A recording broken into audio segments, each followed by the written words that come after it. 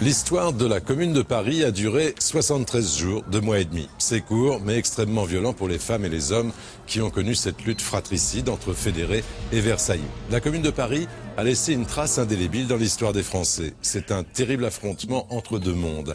Un pays conservateur et résigné après la défaite face aux Allemands en 1870 et une population, parisienne en l'occurrence, qui veut une révolution et une république assez utopique et qui aussi incarne un romantisme fou.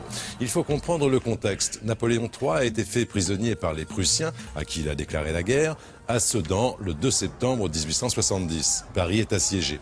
Un siège terrible dans cet hiver particulièrement rigoureux. Souvenez-vous, on va même manger les animaux du zoo. Gambetta quitte Paris en ballon pour rejoindre Tours et tenter de rallier une armée pour se battre en vain.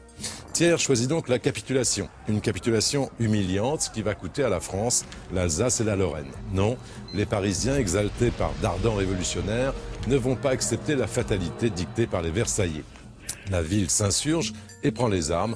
On appelle ça une guerre civile. Elle sera courte, on l'a dit, et terrible. Officiellement, 17 000 morts dans les rangs communards, sûrement beaucoup plus, sans compter les milliers de déportés en Nouvelle-Calédonie. La répression a eu la main lourde et le cœur impitoyable.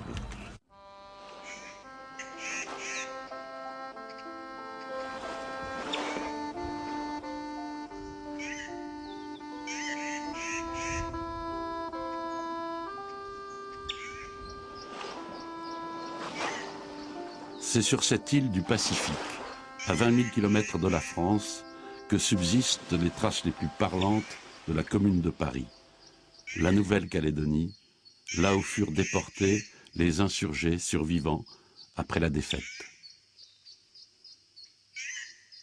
Ils étaient typographes, maçons montés du Limousin, journalistes ou forgerons, tanneurs ou teinturiers, ouvriers, ébénistes, charpentiers, mécaniciens, comptables, soldats fédérés dans la garde nationale, tous condamnés pour avoir rejoint, après la capitulation française face à la Prusse, en 1871, la cause de la Commune. De leur passage ici, sur l'île des Pins, ne restent que les vestiges de quelques bâtiments et ouvrages d'art, les ponts, la route, le château d'eau, la prison.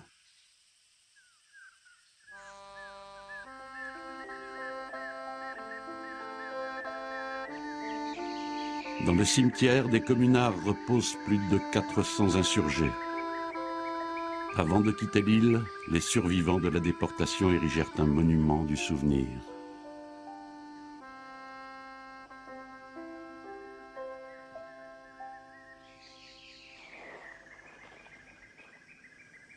Prisonnière elle aussi en Nouvelle-Calédonie, l'institutrice Louise Michel sera la dernière à rejoindre la France, après l'amnistie de 1880.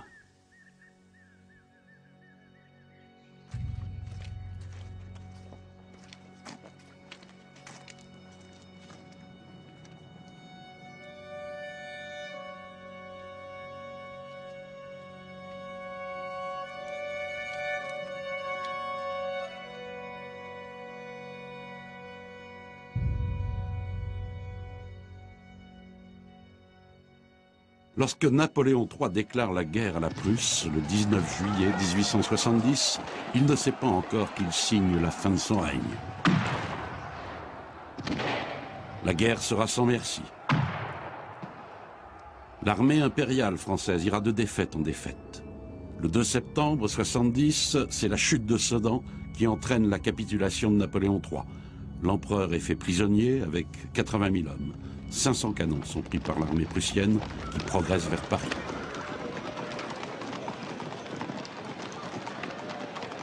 À l'annonce de la défaite de Sedan, le peuple de Paris manifeste devant le palais Bourbon. La déchéance du Second Empire est acclamée. Vive la République! Vive la République! Chantons la liberté, défendons la cité. Marchons, marchons, marchons, marchons sans souverain. Le peuple aura du pain.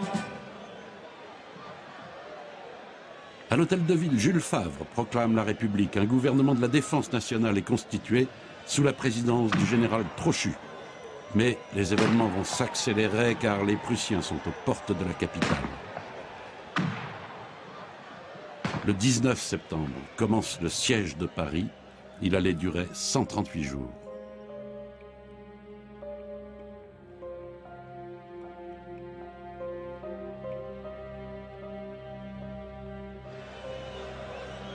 Gambetta quitte Paris en ballon à destination de Tours pour tenter de lever des armées en province, en vain.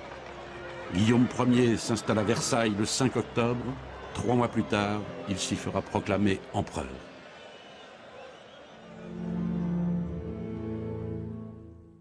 Le siège de Paris va être cruel pour les habitants de la capitale. Durant cet hiver rigoureux, alors que les défaites dans l'Est se succèdent, on meurt de faim dans les faubourgs. Tout ce qui est mangeable est mangé. On va jusqu'à tuer les pensionnaires du parc zoologique. Mon ancêtre s'appelait Pierre-Antoine Dallotel. Il a le même nom que moi, c'est bizarre. Alors cet ancêtre a été officier fédéré, donc dans la garde nationale. Cette garde nationale, en fait, s'est constituée après le 4 septembre, qui a vu l'effondrement du Second Empire. Et très bientôt est devenu tout à fait populaire. Avant, c'était juste des bataillons bourgeois qui étaient là pour assurer l'ordre. Mais là, dans le contexte, disons, d'invasion du territoire, les ouvriers de Paris ont réussi à faire créer tous ces bataillons. Et bientôt, il y a eu 300 000 hommes. Il faut dire qu'il y avait un très fort patriotisme aussi dans ces couches populaires. Et d'ailleurs, ils ont commencé à faire des souscriptions pour des canons. Sursaut patriotique. Les recrues des bataillons de la garde nationale vont élire leurs officiers et ont fait venir des ports de l'Atlantique les batteries de marine et leurs artilleurs. De Normandie et de Bretagne, de Lorient, Brest ou Cherbourg, tous sans trompette ni tambour, nous partions pour faire campagne. Nous laissions des êtres chéris, pourquoi ce refrain vous l'explique? Les marins de la République défendaient les forts de Paris. Fin octobre, les mauvaises nouvelles s'accumulent. À la capitulation du maréchal Bazaine, à Metz, succède la défaite de l'armée française dans les combats du Bourget.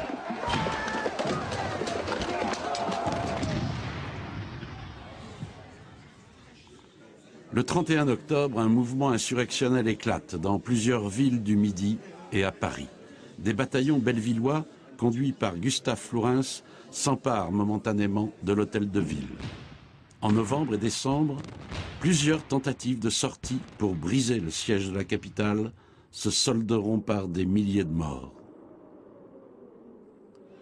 Il en sera de même le 10 janvier pour la sortie de Buzenval. Ce sont les gardes nationaux qui constituent l'essentiel des forces. Et malgré les premiers succès de l'offensive, les généraux ordonnent la retraite. L'exaspération face à la conduite de la guerre atteint son paroxysme.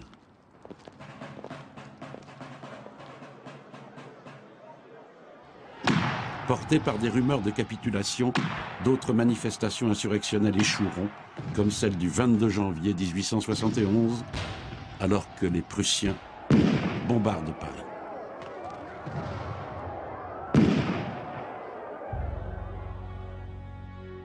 Enfin, le 26 janvier, l'armistice est signé à Versailles. Les conditions de la capitulation sont humiliantes. Bismarck exige des dommages de guerre, 5 milliards francs or, la cession de l'Alsace-Lorraine et l'organisation d'élections législatives qui auront lieu le 8 février. Pour le peuple de Paris, il s'agit d'une véritable trahison. Le 29 janvier, les Allemands prennent les forts, entourant la capitale. Le 8 février, les élections donnent une large majorité aux ruraux et aux monarchistes. À Bordeaux, où l'Assemblée nationale est réunie, Adolphe Thiers est élu chef du pouvoir exécutif de la République française. Il signera avec Bismarck les préliminaires de paix le 26 février. Ultime humiliation enfin avant de laisser l'Assemblée nationale siéger à Versailles, Bismarck exige une parade des troupes allemandes sur les Champs-Élysées, le 2 mars. Les Parisiens couvrent la ville de drapeaux noirs. Pour chanter Veni Creator, il faut une chasuble d'or. Pour chanter Veni Creator, il faut une... La condition ouvrière est pénible pour tous ceux qui n'ont que les bras pour survivre. Germinal et les Misérables se vivent chaque jour dans le Paris des faubourgs populaires.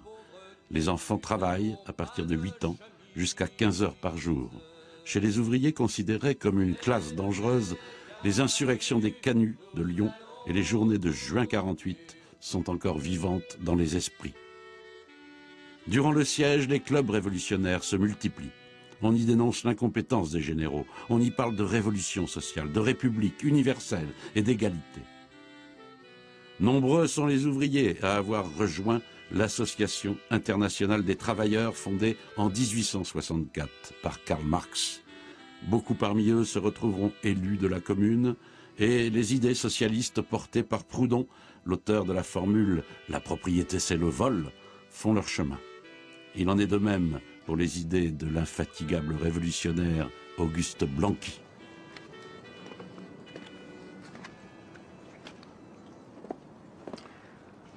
Voilà notre ami Blanqui. On va dégager un peu son visage. Blanqui, il mérite quand même qu'on s'occupe de lui, qu'on ne le laisse pas dans l'ombre ou sous 3 mètres de neige, parce que c'est un personnage dans l'histoire du mouvement révolutionnaire français. L'enfermé, comme on a dit.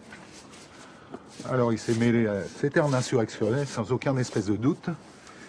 Et il pensait, comme d'ailleurs tous ses lieutenants, à la construction de barricades. Mais il a quand même passé beaucoup d'années de sa vie en prison. Et puis il n'a pas eu tellement finalement de satisfaction. Plus de souffrance pour la cause du peuple que de plaisir.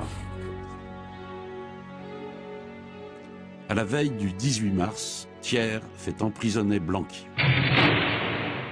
Il placarde dans tout Paris une déclaration. Des hommes mal intentionnés, sous prétexte de résister aux Prussiens, se sont constitués les maîtres d'une partie de la ville. Ils montent la garde, vous forcent à la monter par ordre d'un comité occulte. Que les bons citoyens se séparent des mauvais, qu'ils aident à la force publique au lieu de lui résister. Parisiens, vous nous approuverez de recourir à la force, car il faut, à tout prix, que l'ordre, condition de votre bien-être, renaisse entier, immédiate, inaltérable. Le lendemain, ces généraux tenteront de reprendre les canons que les Parisiens ont mis en lieu sûr, comme ici, sur la butte Montmartre. Dans l'aube qui se levait, on entendait le tocsin. Nous montions au pas de charge, sachant qu'une armée en bataille nous attendait au sommet. Nous pensions mourir pour la liberté. Nous, morts, Paris se fut levé. Les foules sont quelquefois l'avant-garde de l'océan humain. Toutes les femmes étaient là, montées en même temps que nous, je ne sais comment. Entre nous et l'armée, les femmes se jettent sur les canons, les mitrailleuses. Les soldats restent immobiles. Tandis que le général Lecomte commande « Feu sur la foule », un sous-officier sortant des rangs crie « Crosse en l'air ». Les soldats obéissent. La révolution était faite. À l'annonce du coup de force de Montmartre, se dressent dans toute la cité des barricades où flotte le drapeau rouge. Les généraux Lecomte et Thomas sont fusillés. Les canons sont déplacés, mis sous surveillance de la population et de la garde nationale. Les bataillons de cette garde nationale, issus de toutes les couches sociales, se sont fédérés et ont élu un comité central quelques jours plus tôt. Alors que les partisans de Thiers se sont regroupés à Versailles, c'est le début de la Commune, un espoir qui va vivre durant 73 jours. Les petits hommes qui gouvernent, ils font la pluie et le beau temps. Ils ont de l'or et des casernes, mais leur pouvoir n'aura qu'un temps. N'écoutez pas les tortionnaires, trahir n'est pas dans leur mandat. Vous n'êtes pas des mercenaires, mais des Français peuplés soldats. Gloire au grand jour de la Commune, peuple et soldats main dans la main. La République énorme est une, celle du peuple souverain. le 18 mars, c'est un mélange justement de colère patriotique, puisque on pensait qu'il aurait été possible de continuer la guerre contre la Prusse et qu'il y a eu cette capitulation honteuse de la part du gouvernement. D'un autre côté, dans les rangs de cette garde nationale, du comité central, il y avait des révolutionnaires, des socialistes et des collectivistes authentiques, qui eux souhaitaient effectivement la révolution. Et finalement, il a été décidé de faire des élections qui ont eu lieu donc le 26 mars. Citoyens, nous allons céder la place à vos élus et à vos nouveaux mandataires réguliers. Ne perdez pas de vue que les hommes qui vous serviront le mieux sont ceux que vous choisirez parmi vous, vivant de votre propre vie, souffrant les mêmes maux. Défiez-vous autant des ambitieux que des parvenus. Évitez ceux que la fortune a trop favorisés, car trop rarement celui qui possède la fortune est disposé à regarder le travailleur comme un frère. Si vous tenez compte de ces observations, vous aurez trouvé des mandataires qui ne se considéreront jamais comme vos maîtres. Vive la commune!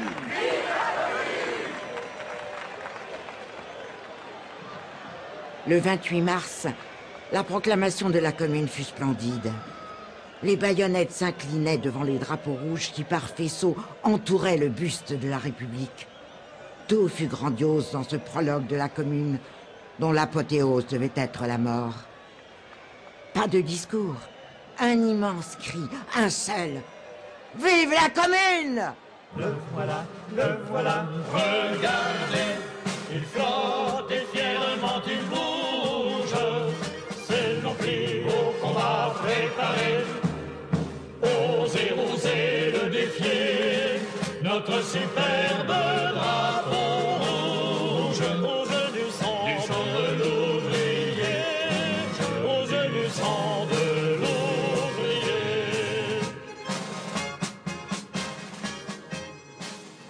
Les hommes que les électeurs parisiens enverront siéger à la commune sont d'une grande diversité professionnelle. Nombre d'entre eux sont issus du comité central de la garde nationale fédérée, tel Gabriel Ranvier, artisan décorateur élu du 20e arrondissement, Émile Duval, ouvrier fondeur, élu du 13e, ou encore Eugène Varlin, ancien relieur devenu contremaître, élu du 6e arrondissement. Les premiers décrets donnent le ton, remise totale des loyers, moratoire des échéances commerciales, suivront l'abolition des privilèges des officiers publics et la gratuité des actes administratifs. La séparation de l'Église et de l'État et la confiscation des biens des congrégations religieuses interviendront dès le 2 avril.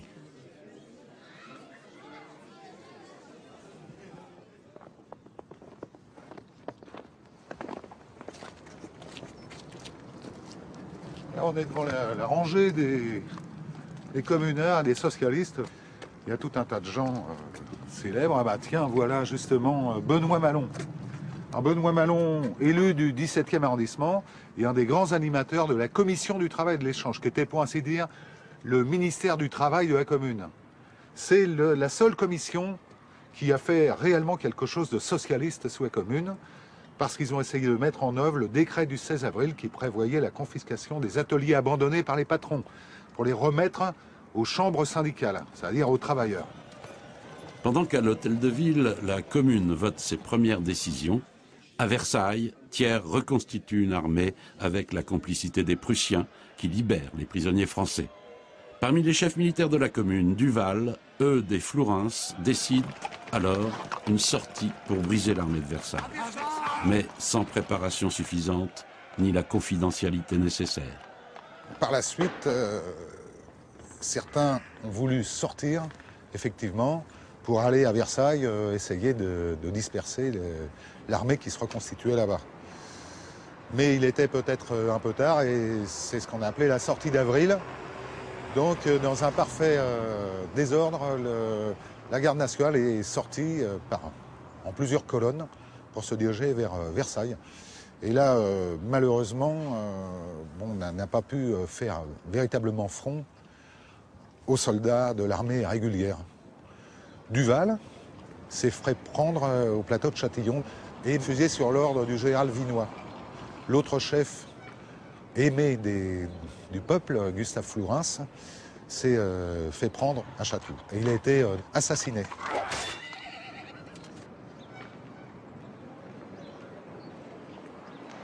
Gustave Flourens, il est très intéressant, c'est un intellectuel qui a enseigné, comme son père, au Collège de France, et puis qui a quitté sa situation fortunée pour venir justement à Belleville, où il logeait rue des Pyrénées dans un 2 pièces minable. Et donc il est devenu finalement le héros de Belleville. Alors qui était Flourens? C'était un révolutionnaire du style 19e siècle garibaldien. Donc il s'était intéressé à toutes les révoltes en Europe. Et puis il est revenu à Paris lorsque le 4 septembre. Et tout de suite, il a voulu faire la République universelle. Et bientôt, la Commune. A été très aimé donc dans le 20e. Et on le suivait.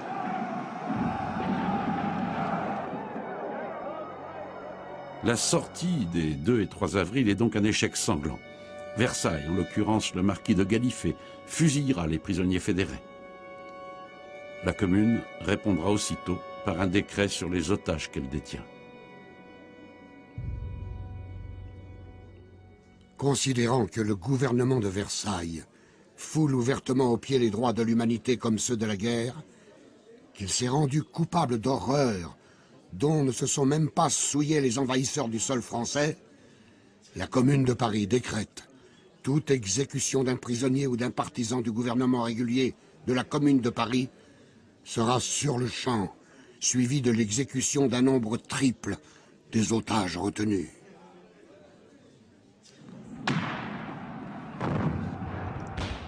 La Commune repoussera l'application de ce décret jusqu'à son dernier jour. Les premières défaites des communards vont conforter l'offensive versaillaise dès le 11 avril. Asnières, Courbevoie et Boulogne sont conquises, Paris est cerné. Au nord et à l'est par les Prussiens, à l'ouest et au sud, face aux communards, par l'armée versaillaise.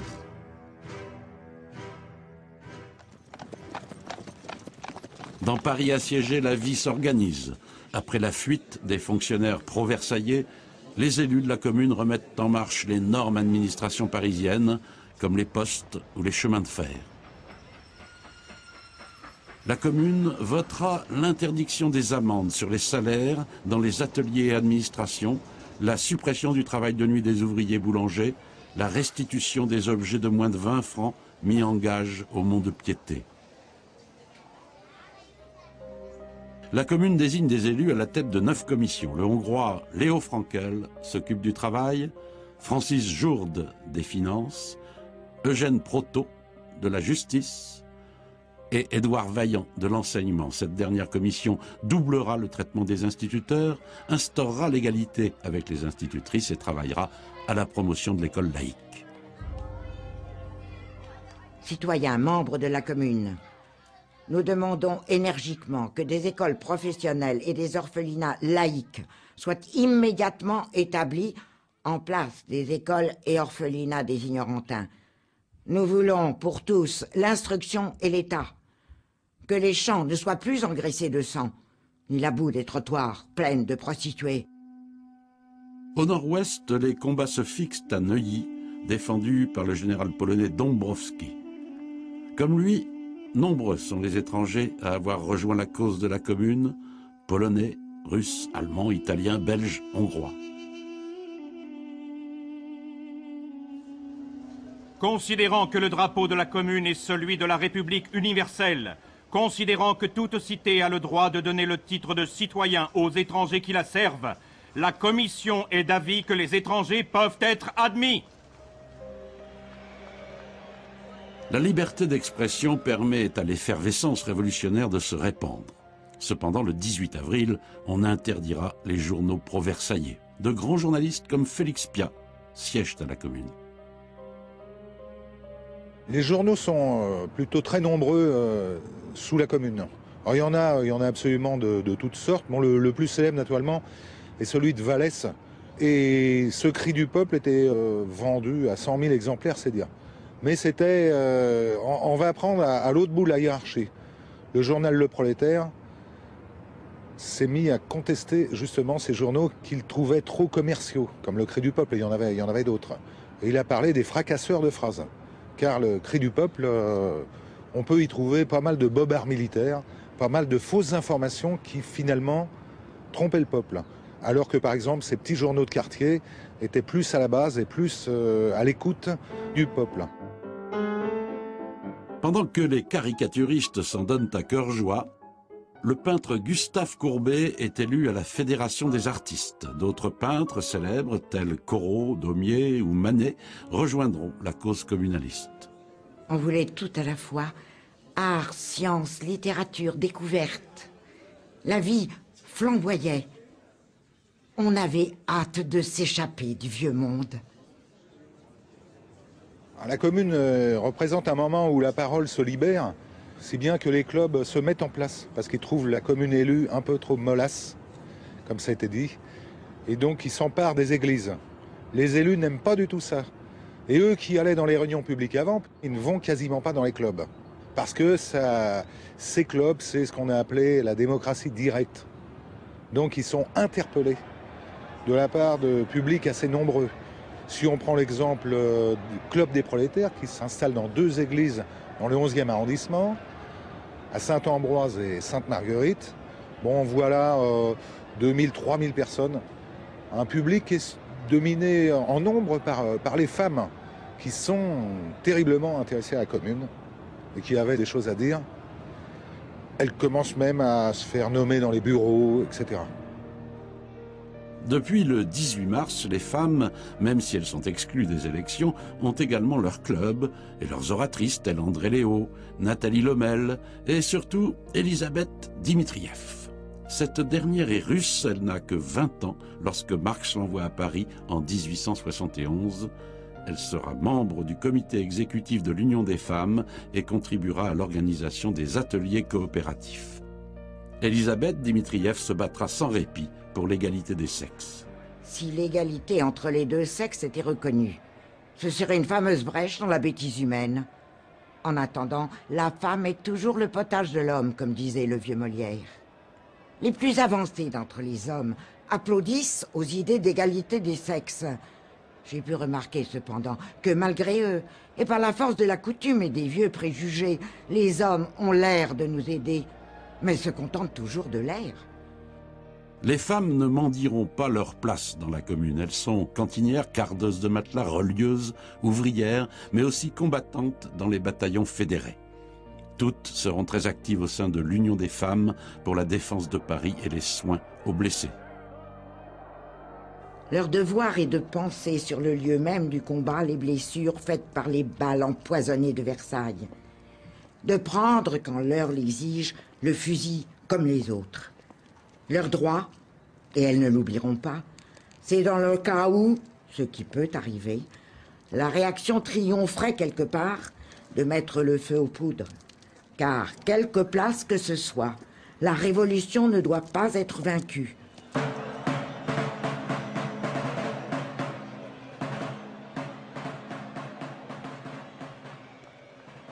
Alors que les combats font rage autour de la capitale, les francs-maçons tenteront une première conciliation entre Paris et Versailles le 21 avril, échec. Devant l'intransigeance de Thiers, les loges vont rejoindre massivement la commune 10 jours plus tard, où nombre de leurs frères sont déjà engagés, tels Simon Meyer ou Gabriel Ranvier. Ranvier, on l'appelle toujours le maire du 20e, parce que sous le siège, bon, il avait été donc élu, mais plus ou moins invalidé. C'était un porcelainier, hein. Donc, où il était ouvrier en porcelaine ou petit patron, enfin petit entrepreneur. Donc on lui a créé les pierres enduits. Donc le 26 mars, il est également élu. Alors l'intérêt de Ranvier, c'est on dit qu'il est blanquiste. C'était surtout un militant révolutionnaire qui organisait les manifestations pour la paix, juste avant la guerre contre la Prusse. Il est franc-maçon, ce qui n'est pas rien, puisqu'il y avait une franc-maçonnerie assez importante dans Paris. Et on sait que dans les élus de la commune, il y en avait une vingtaine. Il fait partie des organisateurs de la fameuse manifestation du 29 avril, qui va du centre de Paris jusqu'au rempart. Il était dit que si une seule balle touchait les bannières, tout le monde irait au combat. Je pense que les francs-maçons qui ont été au combat, c'est ceux qui y étaient déjà, quoi.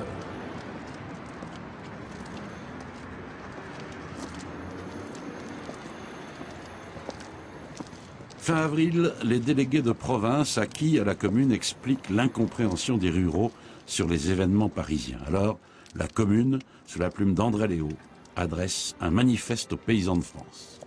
Frère, on te trompe. Nos intérêts sont les mêmes. Ce que je demande, tu le veux aussi. L'affranchissement que je réclame, c'est le tien. Voilà près d'un siècle, paysans, pauvres, journaliers, qu'on te répète que la propriété est le fruit sacré du travail et tu le crois. Tous les jours se sont passés la bêche ou la faucille à la main de l'aube jusqu'à la nuit. Et tu n'es pas riche cependant. Et tu n'as même pas un morceau de pain pour ta vieillesse. Cela n'est pas juste. Et voilà pourquoi Paris s'agite, réclame, se soulève et veut changer les lois qui donnent tout pouvoir aux riches sur les pauvres. Ce que Paris veut, en fin de compte, c'est la terre aux paysans, l'outil à l'ouvrier, le travail pour tous.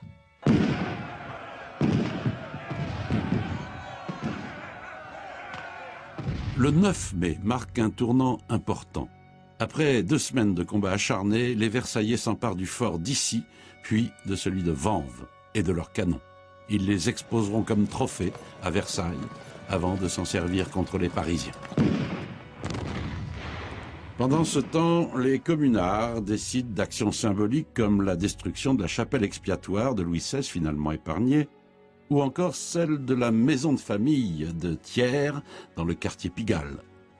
Et surtout, le renversement de la Colotte Vendôme, symbole des empires passés et des guerres contre les peuples.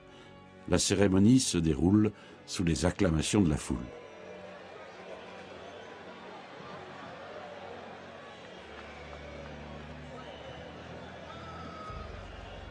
Versailles accusera plus tard le peintre Gustave Courbet d'avoir été à l'origine de cette destruction. Des sous-comités d'arrondissement avaient pris de leur côté des initiatives semblables comme celui du 11e qui, symboliquement, brûle la guillotine place Voltaire. La commune, au début, c'est une révolution. Donc il faut changer le monde, comme on dit. En fait, la commission exécutive qui se met en place est un gouvernement traditionnel, en réalité. Par exemple, la commission des finances est tout à fait respectueuse de la Banque de France. Où d'ailleurs, elle envoie un de ses membres, le doyen de la commune, Charles Bellet, qui était un ancien patron du 11e arrondissement. Et il va protéger la banque des incursions de gardes nationaux fédérés, qui arrivent de temps en temps pour s'en emparer. C'est pareil, il a les mêmes approches en ce qui concerne l'argent, la Banque de France. Ils ne veulent pas toucher à ça. En revanche, la commune va s'affirmer clairement contre l'Église et les caricaturistes de l'époque brocarderont en permanence les ecclésiastiques.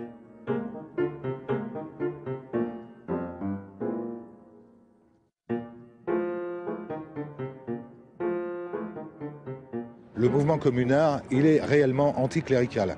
Parce que l'Église s'était compromis avec le pouvoir, d'une part, et puis on sait qu'il y a eu le syllabus qui condamnait le socialisme. Or, le peuple de Paris, du moins celui qui prend les Bastilles, était quand même athée, plutôt athée. C'était l'union libre, la fête impériale, même pour les ouvriers. Malgré qu'ils étaient pauvres, ils aimaient bien rigoler. La République sociale qu'est la commune a bien précédé la République bourgeoise, puisque effectivement elle a séparé l'Église de l'État tout de suite et n'a pas attendu. Ceci étant, lorsque les églises ont été envahies pour faire des clubs, ils ont généralement essayé d'avoir un modus vivendi avec les prêtres. À eux l'église le soir, dans la journée, ils les laissaient un peu faire leur truc, quoi. Par contre, au niveau des congrégations, la lutte était beaucoup plus engagée. D'où la présence dans les rangs des otages de nombreux prêtres, et notamment ceux des congrégations jésuites, etc. À la suite de la création d'un comité de salut public, une minorité de la commune proteste contre la politique menée et démissionne. À la mi-mai, dans les rangs des fédérés, la confusion est à son comble. Après la chute des forts d'Issy et de Vanves, le polytechnicien Rossel démissionne de la délégation à la guerre. Il avait lui-même succédé 2 semaines plus tôt à Cluseret, un ancien général de l'armée nordiste américaine. Et c'est Charles Delescluze, un vieux républicain sans expérience de la chose militaire, qui est nommé délégué à la guerre. C'est dans ce contexte de division, de désorganisation qu'arrive l'événement qui marquera le début de la semaine sanglante et la fin de la Commune. Ce dimanche 21 mai, alors que l'on juge Cluseret, un concert patriotique dont la vedette est la célèbre cantatrice Agar, se déroule aux Tuileries. À la poterne du Point du Jour, près de la porte de Saint-Cloud, un informateur avertit les troupes versaillaises que les bastions sont dépourvus de défenseurs fédérés. Les loups ont envahi Paris, soit de par ici, soit de par Ivry. Les loups ont envahi Paris, cessez de rire, charmant Elvire. Les loups ont envahi Paris. Les troupes du général MacMahon pénètrent facilement dans Paris sans rencontrer de résistance. Aussi, Versailles inventera des scènes de combat pour glorifier cette attaque du 21 mai. Le Conseil de la Commune n'apprendra la nouvelle qu'à la fin de la journée. Ce sera sa dernière séance. Une déclaration de Delescluze est placardée dans tout Paris. Citoyens, assez de militarisme. Plus d'état-major galonné et doré sur toutes les coutures. Place au peuple, aux combattants, aux bras nus. L'heure de la guerre révolutionnaire a sonné. Citoyens, vos mandataires combattront et mourront avec vous s'il le faut. Mais, au nom de cette glorieuse France, mère de toutes les révolutions populaires, foyer permanent des idées de justice et de solidarité qui doivent être les lois du monde, marchez à l'ennemi. La Commune compte sur vous. Comptez sur la Commune.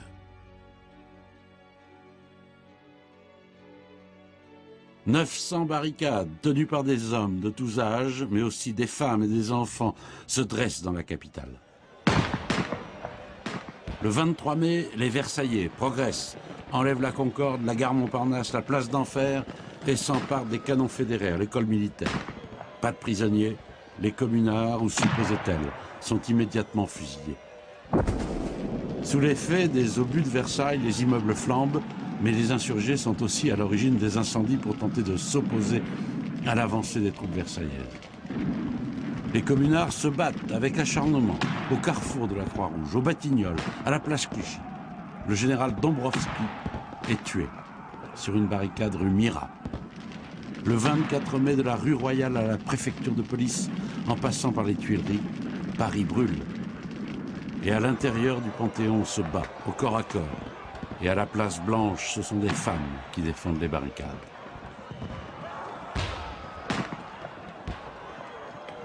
Ces femmes étaient cantinières, infirmières, soldats. Plus de 10 000 femmes, au jour de mai, combattirent pour la liberté. Les légendes les plus folles coururent sur les pétroleuses, des incendiaires porteuses de pétrole. Il n'y eut pas de pétroleuse. Je ne vis que moi criant « Le feu ! Le feu !» devant ces monstres de Versaillais. À l'annonce de plusieurs centaines d'exécutions sommaires autour du Panthéon, Ferret signe l'ordre de fusiller 6 otages, dont l'archevêque de Paris, Monseigneur Darbois. En quittant l'hôtel de ville, les communards incendient l'édifice et se réfugient à la mairie du 11e. Pourquoi le 11e? Parce que c'était un arrondissement très très communard. C'est là qu'il y avait la plus grande population et le plus grand nombre de fédérés. Plus qu'à Belleville, qui était quand même beaucoup moins habité. Et puis ensuite, le boulevard Voltaire a tenu quand même 3 jours, contrairement aux espérances d'Haussmann, puisqu'ils avaient fait un boulevard très droit pour pouvoir tirer au canon. Ils n'avaient pas pensé que les révolutionnaires pourraient avoir des canons également. Donc ça a tenu 3 jours. Le 25 mai, à la butte aux Cailles, dans le 13e arrondissement, Wróblewski résistent jusqu'au soir avant de se retirer vers la Bastille. Sur la rive droite, on se bat dans le Marais, aux alentours de la place du Château d'Eau où Delescluze trouve la mort sur une barricade. Les Versaillais comptent 130 000 hommes, bien équipés face à une dizaine de milliers de combattants de la Commune. Ils enlèvent la ville en 5 jours par mouvements tournants qui prennent à revers les barricades. Il ne reste aux communards que les buttes Chaumont, Belleville, le Père-Lachaise, dont les canons pilonnent les Versaillais jusqu'à épuisement des munitions. Quoique bien peu nous pensions tenir longtemps, des obus fouillaient le cimetière de plus en plus nombreux. L'un de nous dit que c'était le tir de la butte qui, étant trop court, tombait sur nous au lieu d'aller vers l'ennemi. La plupart des fédérés étaient blessés par la butte. Tous ces braves au cœur tendre que Versailles appelait des bandits. Leur cendre est à tous les vents. Les os furent mordus par la chaux vive. Ils sont la Commune. Ils sont le spectre de mai. Le 26 mai, la lutte se concentre autour de la Bastille, qui tombe à la fin de la journée. Millières est fusillé sur les marches du Panthéon en criant « Vive l'humanité !» Les combattants de la Villette sont débordés, se replient sur Belleville. La répression est féroce. Les hommes qui ont des traces de poudre sur les mains sont immédiatement fusillés. Le conseil de la Commune n'existe plus. Les élus qui ne se battent pas sur les barricades se replient rue Axo, place forte des fédérés. C'est ici que l'on amènera 50 otages extraits de la prison de la Roquette. Nous sommes ici sur le haut de Belleville, le 26 mai 71, le cortège des otages, avec en tête les enfants perdus du général Eudes, ont emmené donc ces fameux otages jusqu'au jardin de la mort, l'enclos de la mort. Dans ces 50 otages, il y avait donc 10 prêtres, diocésains ou de différentes congrégations. Il y avait donc 3 mouchards, un policier de la brigade politique, Lagrange de l'Empire, et puis le reste était donc des gardes républicains, des gardes de Paris, on appelait ça à cette époque, c'est les gardes républicains d'aujourd'hui, et puis quelques gendarmes. Le photographe Appert a fait une photomontage de la fusillade du mur qui est complètement rocambolesque parce que ça ne s'est pas du tout passé comme ça. Donc là, sur la photo d'Appert, on voit les communards bien alignés qui fusillaient les curés alors que ça a été un massacre. Les responsables de la commune ou du comité central voulaient empêcher ce massacre. Et en fait, il a été tout à fait sauvage une fois que les otages ont été poussés dans le jardin. Il n'a pas duré longtemps, environ un quart d'heure. Donc on ne sait même pas s'ils ont été fusillés 10 par 10. Et il semble que ce soit une femme, une cantinière, qui ait commencé le feu. C'est le moment d'ailleurs où la photo va servir la répression d'une manière générale. Donc toutes les photos qui étaient prises sur les barricades le 18 mars ou d'autres ont servi à ce moment-là. Et en plus, les colonnes versaillaises avaient les photos avec une description, le nom du gars.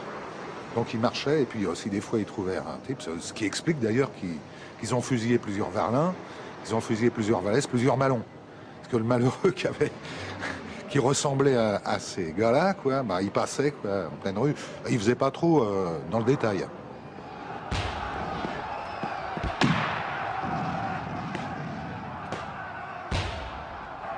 Le 27 mai, Belleville est attaquée de tous côtés et les combats au Père-Lachaise se terminent à l'arme blanche. Plusieurs centaines de prisonniers sont fusillés devant ce qui deviendra le mur des fédérés.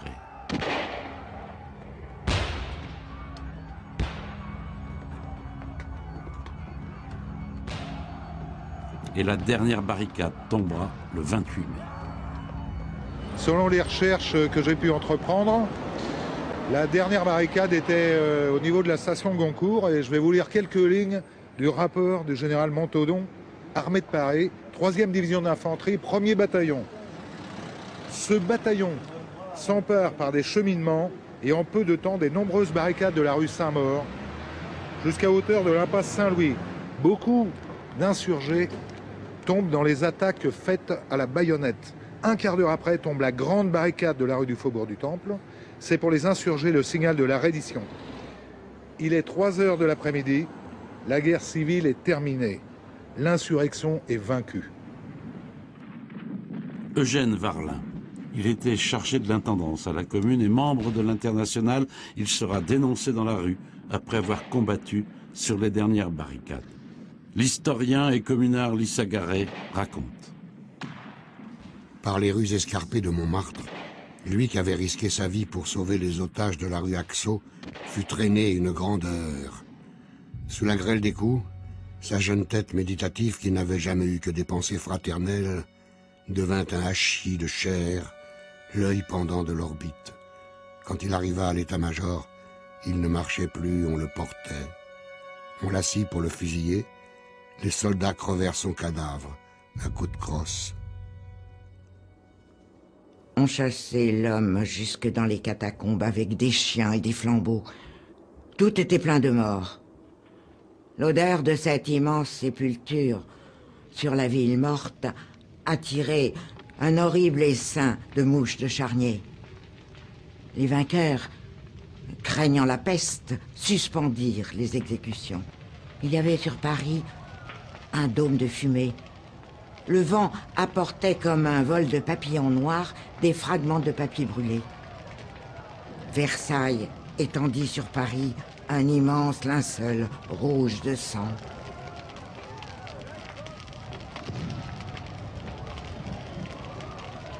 Ouais, ben, ça prend dans le vent, ces mauvais jours-là finiront. Et quand, à la revanche, quand les pauvres s'y mettront, et quand tous les pauvres s'y mettront, on traque, on enchaîne, on fusille tout ce qu'on ramasse au hasard. La mère à côté de la fille, l'enfant dans les bras du vieillard. Les châtiments du drapeau rouge sont remplacés par la terreur de tous les jeunes enfants de bouge, valets de rois et d'empereurs. Oui, ça part dans le manche, ces mauvais jours-là finiront. Les morts pour la commune, combien y en a-t-il eu? Combien les Versaillais ont tué de communards? Ils en ont avoué 17 000. Lissa Garret, un des grands historiens, a dit 20 000. On peut parler de 30 000 probablement, qui avaient des populations flottantes. On ne sait pas, et je pense qu'on ne saura jamais. Moi, j'ai trouvé un document qui, pour 12 arrondissements, pour les morts sur les barricades et autour des barricades, qui monte à déjà 7 000. Alors ça ne comporte pas les gens qui ont été fusillés dans les cours prévôtales, dans des tas d'endroits, enfin, suite à leur comparution devant des cours prévôtales, et qui ont été exécutés tout de suite. Donc par milliers, dans les prisons également. Donc on ne sait pas exactement.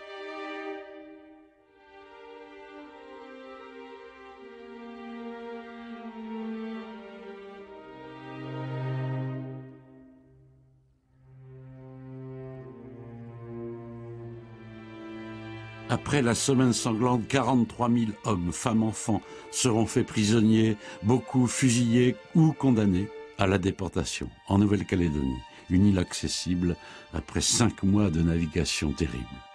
C'est parce que Paris a fait mourir 64 otages qu'ils ont déchaîné Gallifet, ceux-là c'étaient des personnages.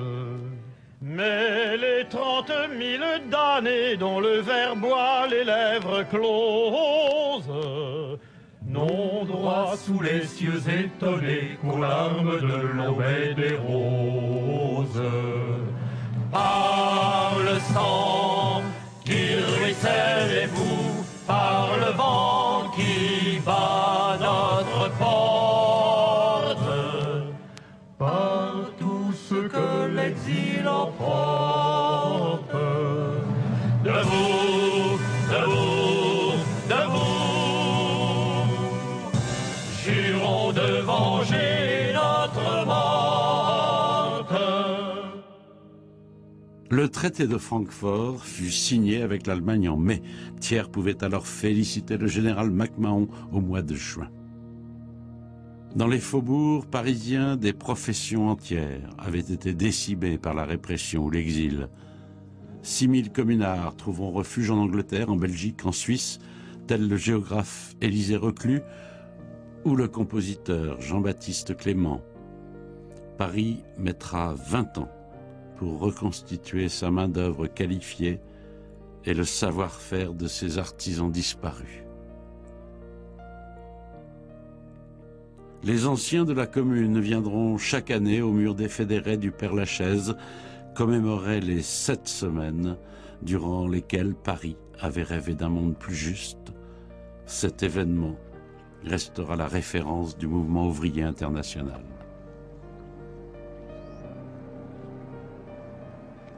Cette plaque a été posée récemment. La plus ancienne, qui a été posée en 1908, se trouve aux Amis de la Commune, dans le 13e arrondissement.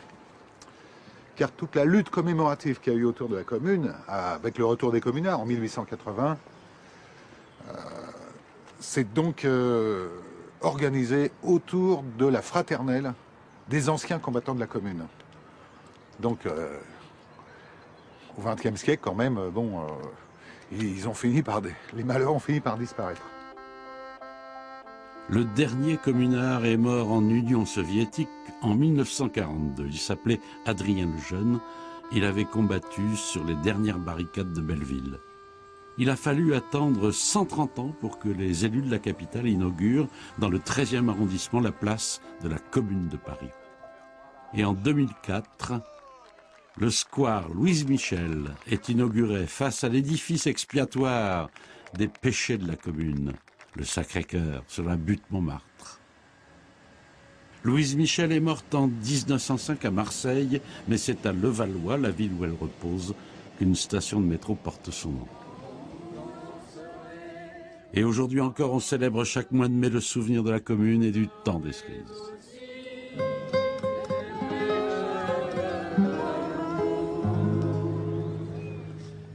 Mais il est bien court le temps des cerises, où l'on s'en va de cueillir en rêvant des pendants d'oreilles. Cerises d'amour aux robes pareilles, tombant sous la feuille en gouttes de sang. Mais il est bien court le temps des cerises, pendant de corail qu'on cueille en rêvant.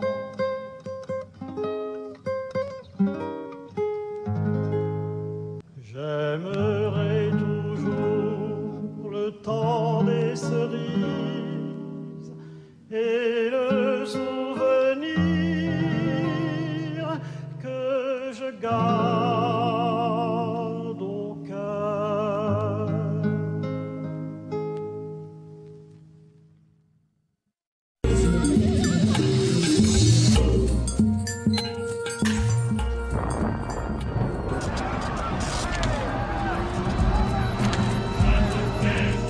Il y a des gens qui trouvent bien laid le Sacré-Cœur. Hormis le chapitre esthétique, ce sont probablement des Parisiens qui n'ont pas oublié que ce monument a été érigé par les amis de Monsieur Thiers comme symbole expiatoire de la Commune de Paris.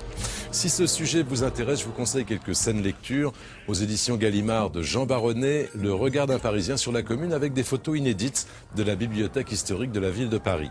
Et puis, incontournable de Louise Michel, Histoire et souvenirs de la Commune aux éditions de la Découverte. Voilà, c'est tout pour aujourd'hui. La semaine prochaine, vous